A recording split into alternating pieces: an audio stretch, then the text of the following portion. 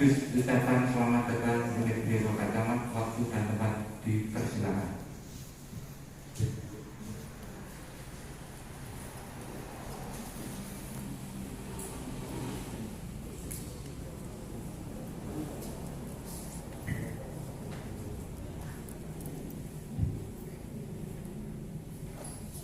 Assalamualaikum warahmatullahi wabarakatuh. Waalaikumsalam warahmatullahi wabarakatuh. Salam sejahtera bagi kita semua.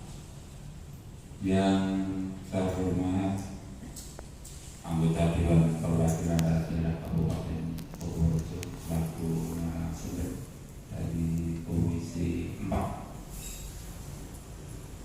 Yang kami hormati jajaran koordinasi pimpinan kecamatan tertib, Bapak dan Kamil Ibu Kapolsek. Yang saya hormati Bapak Ibu semua, baik dari Kapol Kesra dan juga rekan-rekan dari kader-kader perempuan di desa, kader-kader kesehatan desa-desa sewilayah kecamatan tertib, hadir undangan yang berbahagia. Puji dan syukur bagi Allah Subhanahu wa Ta'ala, Tuhan Yang Maha Esa. Mari kita panjatkan karena limpahan rahmat, taufik dan hidayahnya kita bisa bertemu, berkumpul dalam rangka rapat koordinasi dengan anggota Dewan Perwakilan Daerah Kabupaten Purworejo Komisi 4. Dan kesempatan ini kami yang dituakan di Kecamatan Badlin mewakili unsur Forkopimda tentunya mengucapkan selamat datang kepada narasumber dan juga kepada Bapak Ibu semua. Permohonan maaf kami di tengah-tengah kesibukan dalam menjalankan tugas dari masa. Kami mengundang panjenengan dikarenakan ini suatu kondisi situasi yang sangat penting di mana panjenengan bisa mengutarakan apa yang menjadi persoalan panjenengan di masing-masing desa di mana panjenengan memberikan pelayanan kepada masyarakat. Selanjutnya barangkali kami memfasilitasi tentunya banyak kekurangan, kami mohon maaf ya sebesar-besarnya. Selanjutnya pada Bapak Ibu semua, pada nanti kita ikuti apa yang menjadi arahan, menjadikan pencerahan, juga bekal bagi kita semua tentunya di dalam memberikan pelayanan-pelayanan kepada masyarakat. Para dunia kader-kader kesehatan desa yang saya hormati juga rekan-rekan dari Komisi 4 anggota DPRD Kabupaten Purworejo. Pertama-tama marilah kita panjatkan puja-puji syukur kita kepada Tuhan Yang Maha Esa yang telah melimpahkan rahmat hidayahnya kepada kita semua sehingga kita dapat berkumpul dalam acara ini tanpa suatu halangan apapun. Amin. Salawat serta salam marilah kita memberikan kepada junjungan kita Nabi Agung Muhammad Sallallahu alaihi wasallam. yaitu salah satu nabi yang kita tunggu-tunggu syafaatnya dari dunia ini hingga akhir hayat nanti. Amin amin. Bapak Ibu yang saya hormati, mohon maaf sebenarnya kami berempat Pak, tapi yang dua masih di belakang, masih dalam perjalanan. Oh itu kayaknya sudah datang satu Bapak Rito. Sebelumnya saya akan memperkenalkan diri Pak. Saya ada pepatah tak kenal maka tak sayang ya.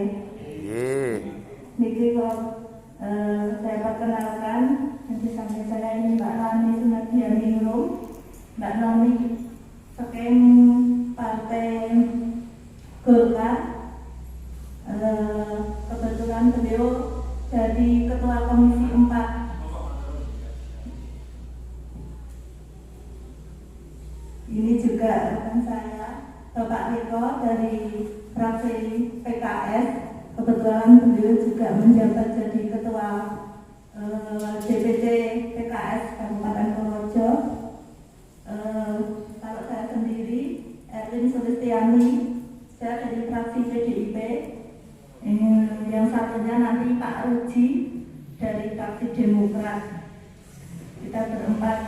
di Komisi 4. Ini kebetulan yang 3 ini satu dapil ini. Ya, saya di dapil Taat Zona Butuh. Tapi ini cuma domisilinya Bu, Pak Reko ini domisili di Kecamatan Grabas, tapi dapilnya Mbayan Banyu Urip. Kebetulan kami berempat nggak ada yang di dapil sini nih.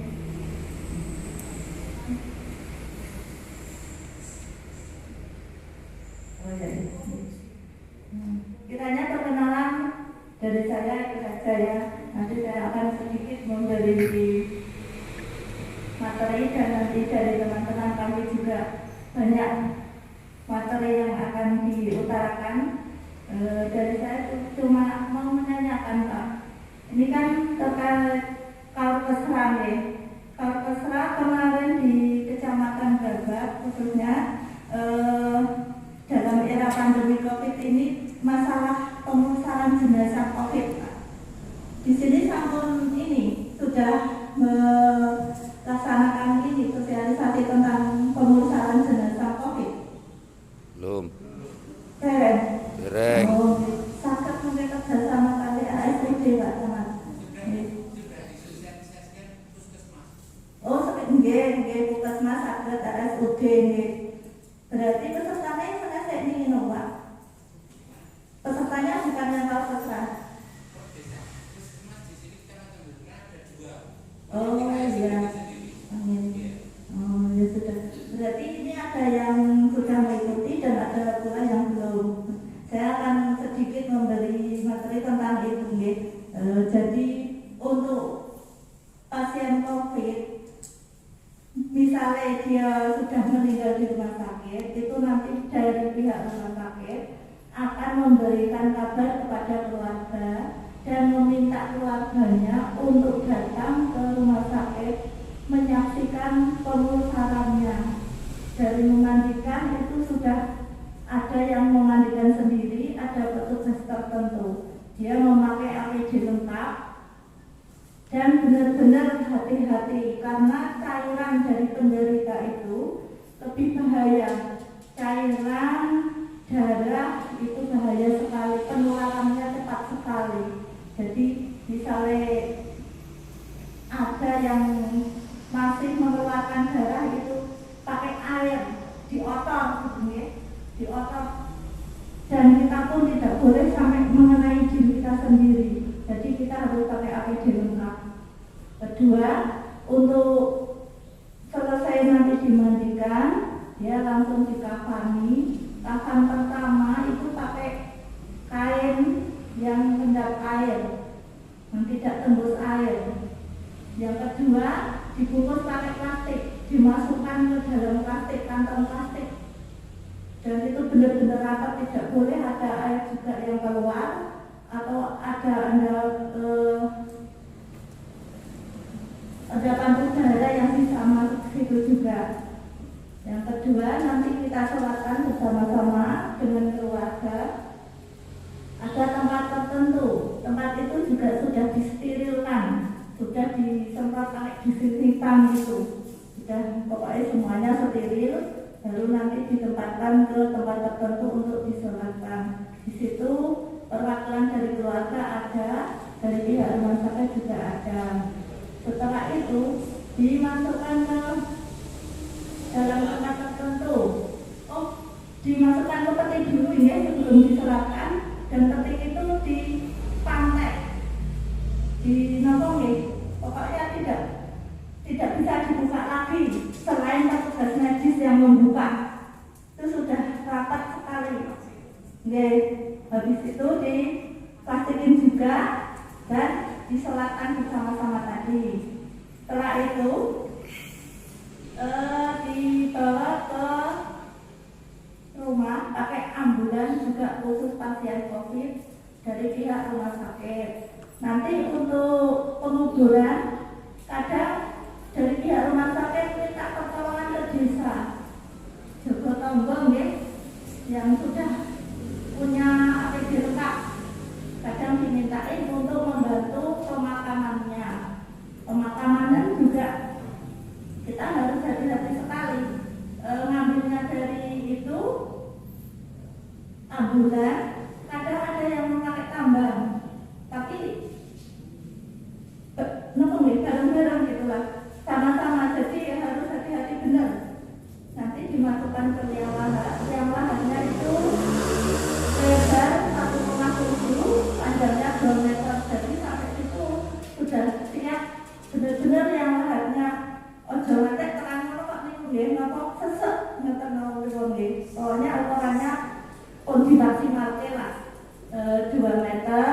yang lebar 1,7 itu untuk pasien penderita COVID.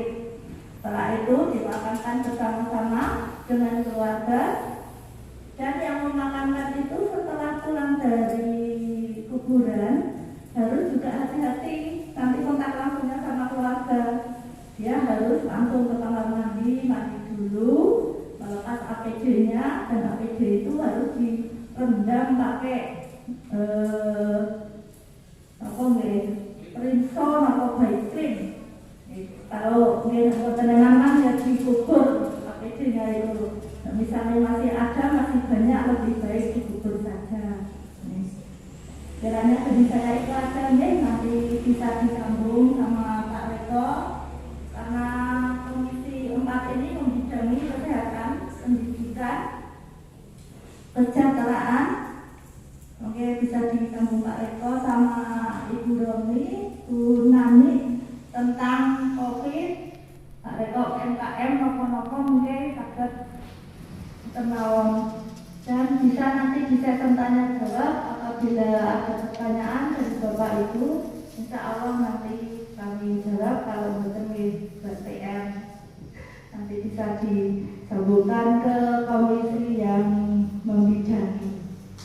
Kiranya dari saya cukup sekian. Apabila banyak kesalahan dan mohon maaf yang sebesar-besarnya, saya akhiri. Wassalamualaikum warahmatullahi wabarakatuh. Waalaikumsalam warahmatullahi wabarakatuh.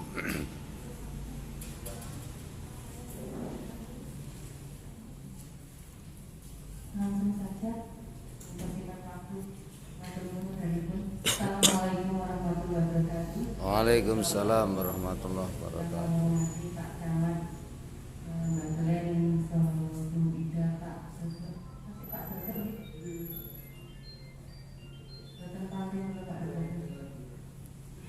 sedaya kemawon untuk kader perempuan Kecamatan Bagan Sehopapur di desa Kecamatan Bagan ingkang boten saged kula sebat asmanipun sedaya ingkang kula hormati. Sakderipun monggo kita sedaya kasaken tunggali manah kita kan syukur dhateng Allah Taala. Mugi syukur kita kada ikhlas Allah paringkan kali sae kita sedaya. Amin. Salawat salam kita terakhir kepada junjungan kita Nabi besar Muhammad sallallahu alaihi wasallam. Kita sedaya pinaringan sapanipun wonten dunia tuh akhirat nanti. Matur nuwun Pak Camat, kula sak konconipun tampi ingkang sae wonten Kecamatan Bagan. Wau sampun nunggu ibu-ibu lan bapak-bapak jam tunggal nggih. Dan setunggal kula nembe sak kanca saking Kali Gesing terus pindah mriki. Napa kuwi Pak Camat pun kepal nggih. Menjur mriki wau kula pun dugi mriki. Tapi cantik sepen jam setengah kali nika kasih pinten dados kula penyanyi kelas kula nggih. Nggih. Matur nuwun, kula badhe pilih gendu-gendu rasa tentang vaksinasi. Wonten Kecamatan Bagan sampun dilakukan vaksinasi bertahap lansia nggih. Jenengan sebagai kader perempuan di desa pasti mendampingi dan makin bertahap, ingkang vaksin bertahap. Prolanis nggih, ingkang utama prolanis. Niki wonten ingkang istri kades mboten. Mboten enten nggih. Terus niki kader perempuan yang menangani napa niki? KB Posyandu. Nggih, matur nuwun. Dan iki kleresan monggo untuk vaksinasi dihimbau untuk warga jangan takut. Teng TV nika enten tayangan bagi vaksin sedo marai wedi. Ini kan yang pertama, monggo untuk mensupport warga, mensupport warga, motivasi supaya untuk vaksin. Karena tujuan vaksin menikah yang pertama adalah menurunkan kesakitan dan kematian akibat COVID. Menurunkan kesakitan dan kematian akibat COVID. Yang kedua, mencapai kekebalan untuk mencegah dan melindungi masyarakat. Yang ketiga, memperkuat sistem kesehatan secara menyeluruh. Yang keempat, menjaga produktivitas dan meminimalkan dampak sosial dan ekonomi. Wonten Kecamatan Bagelen, Jogotonggo sampun memampah nggih. Alhamdulillah wonten desa Jogotonggo saged lancar. Tapi kenyataannya wonten kota biasanipun Pak untuk perumahan dan sebagainya itu tadi boten saged maksimal untuk dilakukan. Nah, ini untuk sasaran vaksinasi adalah usia 18 sampai 59 tahun. Ingkang pokok yang pertama adalah tenaga kesehatan dan petugas yang bekerja di fasilitas kesehatan. Dan yang kedua adalah kelompok resiko tinggi. Ini lansia. Vaksin ini ada dibagi 2 dosis. Jadi ada vaksin pertama dan vaksin kedua. Untuk usia produktif 18 sampai 59 tahun itu rentan vaksin pertama dan kedua itu 14 hari. Untuk lansia itu 28 hari. Karena itu untuk pembentukan antibodi memang lansia agak cenderung lama. Waktu sudah vaksinasi sudah mulai dari tahun 2021 itu sudah dilakukan untuk Purworejo, tenaga kesehatan sudah, dan OPD juga sudah yang bekerja di fasilitas kesehatan rumah sakit itu sudah, alhamdulillah sudah semua. Untuk tingkat kecamatan, Pak Camat, polisi sudah sampun karena mereka bekerja di lapangan untuk di kerumunan juga, bekerja untuk umum, untuk melayani semua masyarakat, jadi mereka diutamakan. Jadi tadi tujuannya sudah, sasarannya sudah, waktu pelaksanaan dan tempat sudah, dan sekarang alur pelayanan vaksinasi. Nah, ini alur pelayanan vaksinasinya itu ada 4 meja, ada juga yang 5 meja. Jadi yang meja pertama itu adalah pendaftaran dan pencatatan atau validasi data. Yang meja kedua ini ada screening sebelum vaksinasi itu ada 16 screening di sini.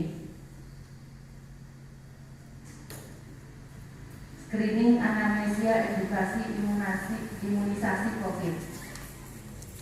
Nanti kalau sudah screening itu biasanya detensi juga. Nanti kalau memenuhi syarat itu di meja ketiga baru dilakukan imunisasi. Setelah imunisasi vaksin ini, imunisasi COVID atau vaksinasi, nanti di meja berikutnya itu menunggu 30 menit. Jika ada keluhan dan sebagainya, itu nanti di meja terakhir itu akan dievaluasi. Jika tidak ada keluhan dan sebagainya, itu baru diberi surat untuk vaksin kedua. Nah, alur untuk vaksin kedua sama, tapi Tapi untuk meja yang keempat itu pemberian sertifikat vaksin. Itu nanti setelah vaksin yang kedua.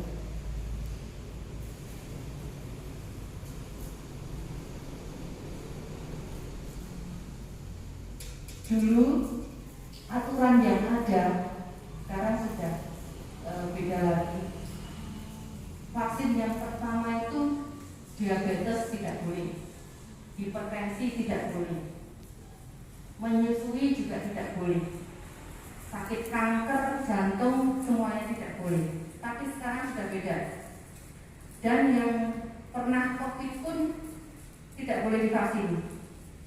Sekarang aturannya sudah beda. Jadi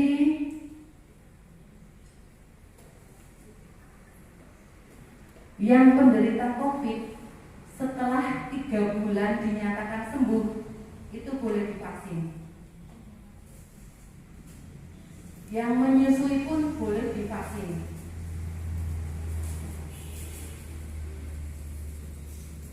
Yang hipertensi, yang diabetes itu pun bisa divaksin selama kadar gulanya kurang dari 200. Dan kalau tensi kurang dari 180. Berarti kan yang diabetes dan tensi itu masih terkontrol obat. Ya, kalau sudah tidak terkontrol obat memang tidak boleh vaksinasi. Kemarin ada salah satu teman saya 400 diabetesnya, gula darahnya disuruh mengontrol, jadi ditunda. Bukan tidak boleh vaksinasi, tapi ditunda vaksinasi sebelum itu normal, apa ya masih taraf. Kalau sudah diabetes memang sudah tidak bisa normal, tapi taraf 200 ke bawah itu baru boleh.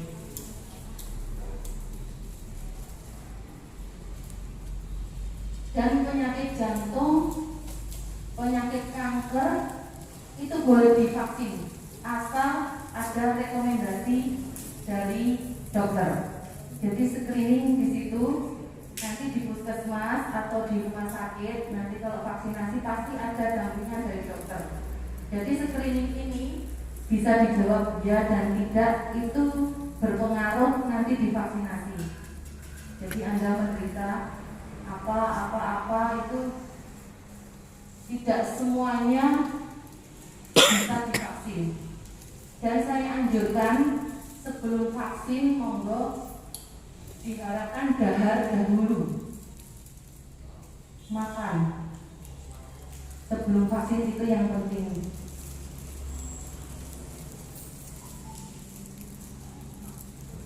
Asma akut, mah akut, selama itu masih dalam pemantauan dokter tidak boleh divaksin.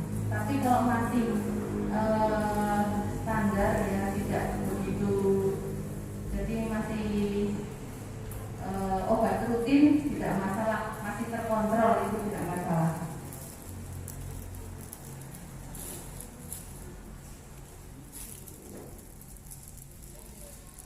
Jadi monggo untuk ibu-ibu posyandu ini, ya, kader di desa ini, saya harapkan jenengan memotivasi warga dan juga Kak Ur memotivasi warga supaya tidak takut divaksin, karena memang media sosial di sini kadang sekali melihat saja sudah ngeri. Ada yang viral divaksin langsung meninggal, ada, itu bukan karena vaksinnya, mungkin ada faktor lain. Dan tidak sakit, hanya seperti digigit semut, disuntik biasa. Kalau ke puskesmas kadang buatan sekeca, kadang yang disuntik bidan, tidak sakit. Dan alhamdulillah tidak, setelah 30 menit jarang ada kasus yang berat, tidak ada efek resiko yang jelek. Alhamdulillah semuanya baik-baik saja. Pak Camat sudah divaksin baik-baik saja kan? Ngantuan betul? Nah, ngantuan.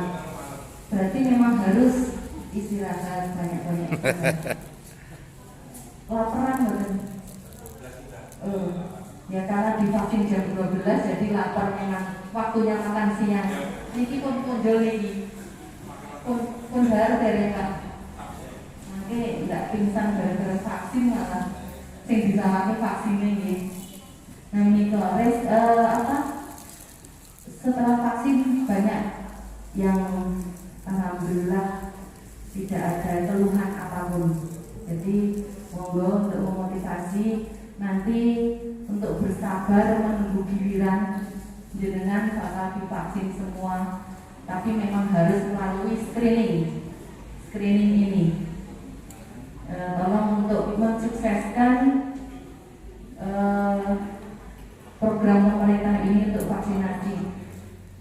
Tapi banyak juga setelah vaksin boten memenuhi protokol kesehatan, luwih-luwih ampun.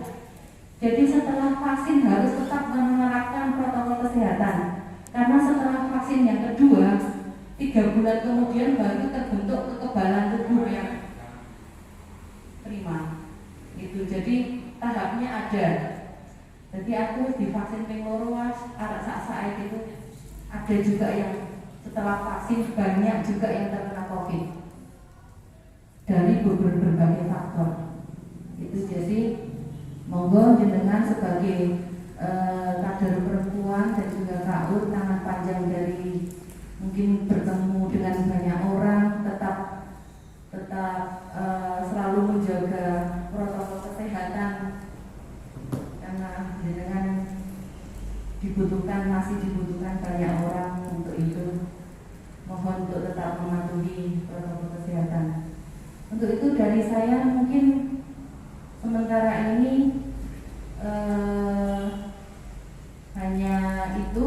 Nanti mungkin kalau ada tambahan dari saya nanti closing terakhir atau bagaimana. Jadi ini nanti dari Mas Riko juga menambah ya. Dari saya vaksinasi cukup sekian. Ada kurang lebihnya mohon maaf jika saya salah matur panjenengan nyuwun pangapunten saking-saking. Sami-sami. Assalamualaikum warahmatullahi wabarakatuh. Waalaikumsalam warahmatullahi wabarakatuh.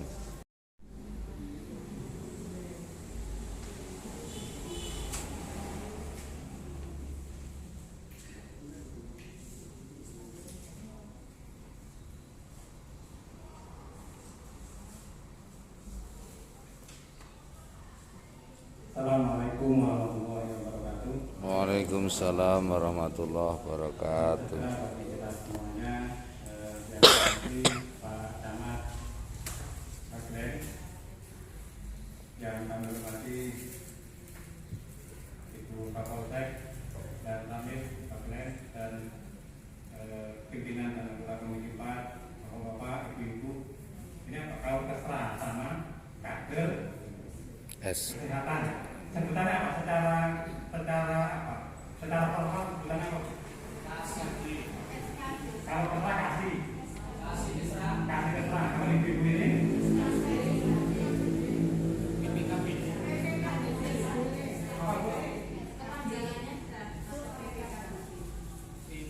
kepanjangan apa? Kepanjangan atau singkatan dari apa?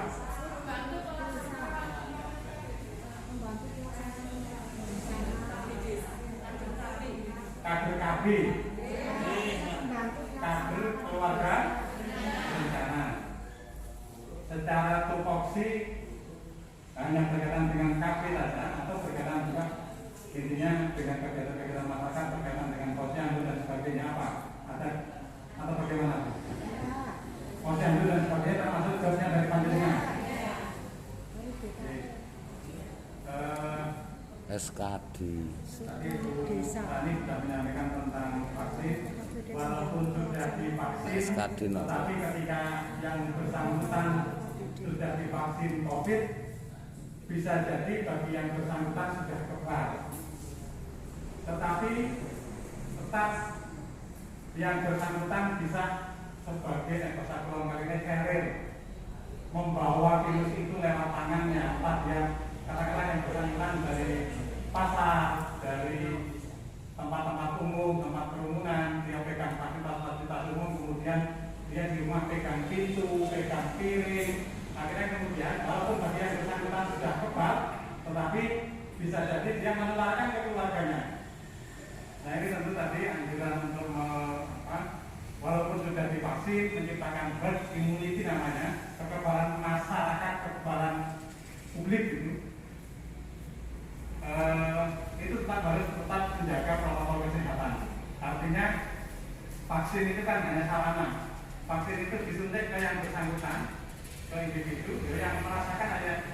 Tetapi virus di luar sana kan kita tidak tahu ada di mana dan nempel di mana gitu ya. Kita habis salaman dengan siapa, tidak tahu, kemudian di rumah pegang piring, pegang pintu, pegang apa saja yang kemudian dipegang katakanlah keluarga kita yang belum di COVID atau belum divaksin. Nah ini kan sama saja punya potensi untuk juga membawa virus itu, walaupun bagi yang bersangkutan sudah katakanlah sudah kebal. Oleh karena itu tetap mematuhi protokol kesehatan 5M. Saya tidak hafal 5M apa, tapi saya selalu ketika di salah satunya bicara di forum seperti ini di depan mic, saya berusaha untuk tidak melepas masker. Oleh karena itu saya mohon izin saya bicara di depan panjenengan atau di depan panjenengan semuanya tidak melepas masker. Kemudian Bapak Ibu yang saya hormati, jadi tentu kesempatan yang sangat baik. Tapi sebelumnya saya ingin tanya dulu nih, karena tadi panjenengan tidak tahu di sini sebagian sudah jam 1, betul? Saya minta maaf sekali datang terlambat. Saya ingin saja dua opsi. Saya kalau bicara sampai jam 4 jam 5 pun bisa. Nah, jadi kan pengennya saya masuk di depan panjenengan coba masa kaos kemauan. Kaos. Nah, cocok saya. Jadi begini. Satu kasih kesan. Yang kedua, katakanlah kader kesehatan atau kader KB atau katakanlah. Jadi yang perlu dipahami begini Bapak Ibu, bahwa berarti kan kesimpulan saya, panjenengan ini semuanya adalah tokoh di masing-masing desa.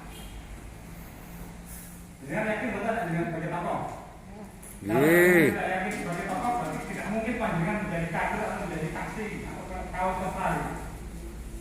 Jadi dan panjenengan semuanya disorot oleh warga sekitarnya, karena perangkat kasih keterangan bagian dari perangkat desa tentu keluarganya, tidak hanya yang bersangkutan saja sebagai kasih atau kaum, tetapi juga pasti keluarganya akan disorot.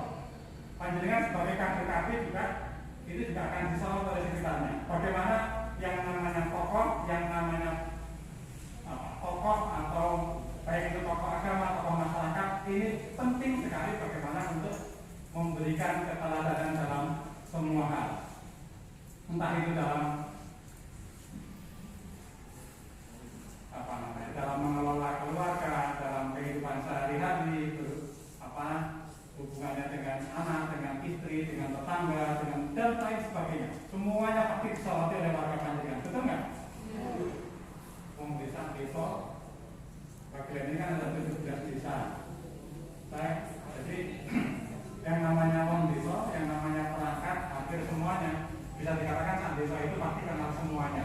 Oleh karena itu penting sekali sekali lagi saya mengatakan dengan mari, karena negara kita itu ingin keteladanan Bapak Ibu, keteladanan yang baik-baik yang dipromokan melalui media sosial, yang melalui media sosial, kemudian berita televisi, berita koran, berita apapun, hampir semuanya perilaku yang tidak baik. Ada nggak berita yang baik-baik? Berita TV, berita koran, berita media sosial, kita ada nggak yang baik? Yang sifatnya kabar gembira gitu. Adanya berita kriminal, berita korupsi, berita apa lagi gitu. Jadi yang berita-berita baik itu sangat-sangat minim. Padahal masyarakat kita itu cukup berita yang menggembirakan. Jadi sekali lagi saya mengajak panjenengan, mari kita memberikan contoh, memberikan keteladanan dalam semua hal, dan panjenengan sebagai pemberdaya. Nanti kita mengenal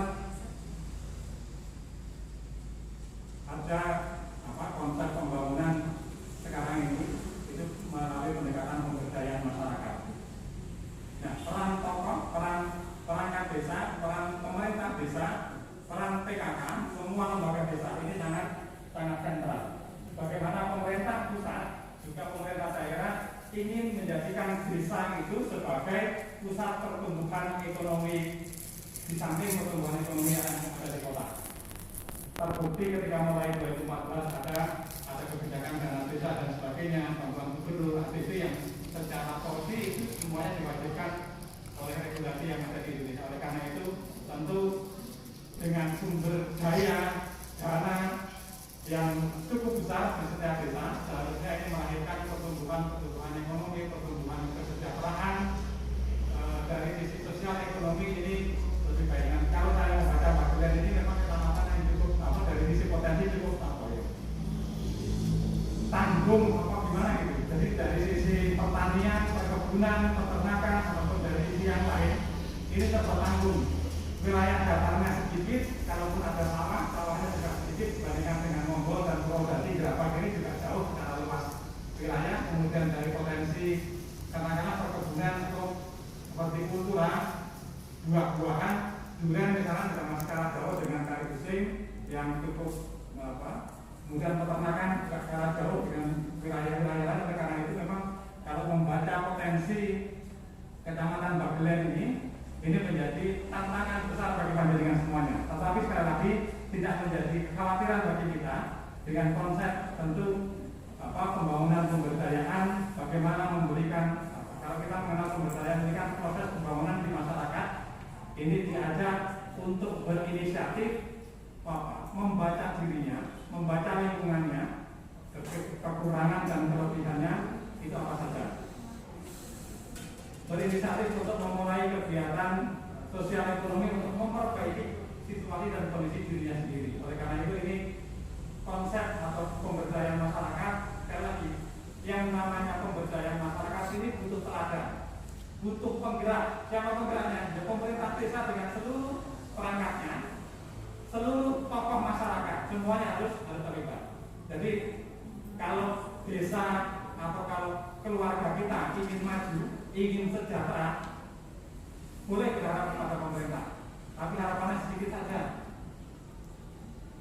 Justru yang faktor paling besar, faktor yang paling banyak berpengaruh bagaimana kemajuan dan sebagainya, kesejahteraan itu lebih besar pada faktor individu. Jadi kemauan dari individu ataupun kelompok masyarakat di sekitarnya. Panjenengan bisa melihat, katakanlah potensi wisata. Saya pernah masuk di sini kayaknya dulu bersama beberapa dengan kepala desa. Potensi wisata di Kabupaten Purworejo, baik itu yang dikelola oleh pemerintah daerah saat ini ada 3. Kemudian potensi wisata yang sekarang berkembang banyak, hampir atau bisa dikatakan semuanya itu inisiatif bagaimana menggerakkan, menciptakan bahwa tempat itu menarik untuk dijadikan destinasi atau tujuan wisata itu. Inisiatifnya awalnya itu hampir semuanya datang dari masyarakat sekitarnya. Nah, kemudian bagaimana ketika masyarakat datang, kemudian mengolah, kemudian layak menjadi destinasi wisata, katakanlah ini kemudian pemerintah datang memberikan pembinaan, bagaimana mengelola yang baik, tata pesona dan sebagainya, bagaimana memasarkan, bagaimana mendatangkan wisatawan dan sebagainya. Jadi contoh bagaimana sebetulnya kemauan untuk maju ini lebih besar pada faktor individu dan kelompok masyarakatnya. Oleh karena itu sekali lagi panjenengan semuanya ini penggerak pemberdayaan masyarakat kita. Nah, Bapak Ibu yang saya hormati, karena menurut saya ya pemerintah bisa dikatakan sejak beberapa tahun terakhir ini sudah mulai di mana misalnya dari sisi APBN, anggaran pendapatan dan belanja nasional negara di pusat, di pemerintah pusat, setiap tahun pendapatan negara kita itu dari pajak dan sebagainya ini menurun, Bapak Ibu.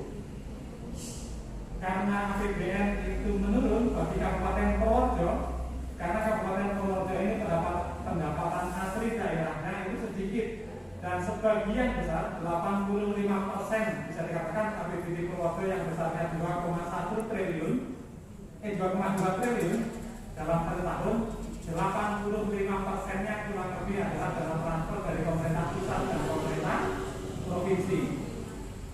Jadi ketika pendapatan negara di tingkat pemerintah pusat dan pemerintah provinsi kurang, efeknya pasti pendapatan transfer untuk pemerintah daerah dan untuk pemerintah desa ini pasti juga berkurang. Bisa jadi nanti juga dana desa alokasinya akan juga dikurangi, artinya dari tahun ke tahun grafik penurunan itu sudah mulai kelihatan. Oleh karena itu, kemudian karena tadi pemerintah ingin menjadikan desa pusat pertumbuhan baru, kemudian sedangkan di sisi yang lain pemerintah tidak bisa mensupport secara full bagaimana memenuhi kebutuhan anggaran masyarakat desa. Oleh karena itu memang suatu saat bisa jadi ini dari beberapa pikiran kepala desa sudah mulai memikirkan bisa jadi dana desa dalam beberapa tahun terakhir ini dalam ke depan itu ini bisa jadi dikurangi atau suatu saat akan ditiadakan ketika pertumbuhan ekonomi di desa itu sudah mulai lambat. Oleh karena itu ini masyarakat berarti kan harus diajak mulai berpikir bagaimana menggali potensi di masing-masing desa untuk meningkatkan pendapatan asli desanya, bagaimana kemudian itu digunakan untuk membangun desanya masing-masing. Nah ini peran pemerintah desa, peran ibu-ibu, melalui PKK, melalui posyandu, melalui dan sebagainya ini sangat besar. Nah, Bapak Ibu yang saya hormati, ini kasih keseran, saya kira menjadi salah satu perangkat yang bisa menyuarakan nanti agar para perangkat desa, kepala desa, sekretaris desa yang dalam hal ini setiap hari bergelut dengan dunia pengelolaan dana desa dan sebagainya mulai sadar bagaimana membaca itu arah kira-kira ke depan akan bagaimana. Ini tentu penting bagaimana kita mengantisipasi agar ketika dana desa itu berhenti, pemerintah pusat tidak memberikan lagi, desa sudah siap membangun dirinya sendiri dengan sumber daya atau pendapatan asli desa yang memang sudah ada. Nah kemudian, nah ini ibu-ibu yang sebagai kader posyandu ini tentu punya peran yang luar biasa. Isu nasional kita, isu pemerintah yang sering sekali disampaikan oleh Pak Jokowi itu kan isu terkait kesehatan dan isu stunting. Terus isu bagaimana anak-anak balita bawah 3 tahun ini mengalami kondisi kurang gizi, ya, secara kasarnya begitu. Berarti, nah ini tentu kayak panjenengan sebagai KPKB, karena ini berkaitan dengan keluarga berencana, punya kewajiban bagaimana mempersiapkan katakanlah di desa masing-masing ada anak muda yang masih masih single, masih ada putra anak perempuan atau laki-laki yang ingin menikah, tentu sudah mulai diajarkan bagaimana nanti merencanakan rumah tangga, merencanakan kapan hamil, merencanakan bagaimana perawatan ketika hamil dan sebagainya. Ini persiapan agar kemudian proses janinnya ketika hamil dan berada ini kebutuhan nutrisinya dan pasca melahirkan ini terpenuhi dengan baik. Nah proses atau yang terjadi sekarang stunting, banyak anak-anak di sekitar kita yang tadi secara kasaran itu sebenarnya kurang gizi. Ini tentu banyak menjadi persoalan. Di satu sisi ini pasti kurang gizi, ini pasti karena kurang asupan makanan yang memang secara standar memenuhi kadar gizi yang memang penting untuk pertumbuhan dan perkembangan anak. Nah kemudian di sisi yang lain yang cukup banyak menjadi persoalan terkait sanitasi air. Bagaimana sanitasi baik air maupun karena makanan yang kita makan itu kan juga tak lepas dari air, ya. Bagaimana proses pencucian air ini banyak terkontaminasi hal-hal yang tidak diinginkan atau hal-hal yang tidak baik itu masuk ke dalam tubuh kita. Bagaimana masih banyak sumber-sumber air yang misalnya kali gitu. Di bagian kali apa? Kali satu atau berontong yang kecil-kecil kalian gitu. Nah ini tentu menjadi sumber air minum nggak Pak kalau kesini itu? Enggak ya? Kemudian banyak terkontaminasi misalnya oleh kotoran manusia, kotoran binatang dan sebagainya, atau ada katakanlah makanan orang minum ikan, memelihara ikan, entah itu lele, entah ikan yang lain, geramen misalnya, kemudian ada kakusnya di atasnya, BAB-nya dengan model perumah. Kemudian makan mereka ikannya makan kotoran manusia, akhirnya ikannya itu tidak kita makan. Nah ini salah satu contoh yang bisa jadi itu salah satu penyebab stunting pada anak. Kemudian yang ketiga penyebab adalah pola asuh. Bagaimana memperlakukan anak dari sisi psikologi, bagaimana berinteraksi, menjauhi dari interaksi bersifat kekerasan kepada anak. Nah ini tentu hal-hal yang harus dijauhi. Ada 3 hal itu. Kemudian bagaimana kira-kira solusinya? Nah ini peran panjenengan semuanya, para kader Posyandu. Nah kalau stunting paling banter kalau pemerintah itu kita mengenal kalau melalui Posyandu ada program PMT, kemudian makanan tambahan gitu. Betul ya? Dilaksanakan setiap bulan sekali. Panjenengan tadi sudah berpikir pemberian makanan tambahan ini kalau di desa saya ini, saya tuh berusaha ke Kecamatan Gabak. Seringnya itu berupa biskuit, kadang biskuitnya itu menurut saya kurang bermutu yang dipakai biskuat. Kadang sekali-sekali paling banter paling yang mungkin saya katakan paling baik bubur kacang hijau. Bubur kacang hijau pun kadang dibandingkan dengan saya bubur derek itu lebih baik karena saya bubur derek. Nah ini apalagi itu juga hanya diberikan 1 bulan sekali. Kira-kira dengan pemberian makanan tambahan program PMT kemudian diberikan 1 bulan sekali, kira-kira akan menyelesaikan stunting nggak itu? Pasti tidak. Bisa dipastikan tidak. Nah oleh karena itu, nah ini saya hampir di semua kecamatan, termasuk saya karena saya orang partai politik, Bapak Ibu, hampir dan setiap kader saya itu selalu saya serukan juga harus menjadi kelompok bagaimana mengatasi satu lagi, bagaimana memenuhi kebutuhan gizi keluarga, termasuk kebutuhan gizi anak-anak kita, bagaimana gizi kita hampir, saya kira bukan hampir, tapi semuanya 100% warga Babilen ini pasti punya pekarangan, betul nggak? Pekarangan ini dengan berupa tanah atau batu? Tanah batu ya. Kira-kira kalau tanah bisa ditanami atau belum? Bisa ditanami ya? Bisa. Pasti bisa. Kira-kira dengan kemudian punya pekarangan, walaupun hanya selebar tritis gitu, atau tritisan rumah itu tempat jatuhnya air dari atap rumah kita, itu lebih suka ketika itu ditanami tanaman hias atau tanaman sayuran. Tanaman hias. Silakan dulu ya Allah loseng. Tanami kentang. Boleh kentang ya Pak. Kentang loro. Di kentang-kentang ya di lama-lama.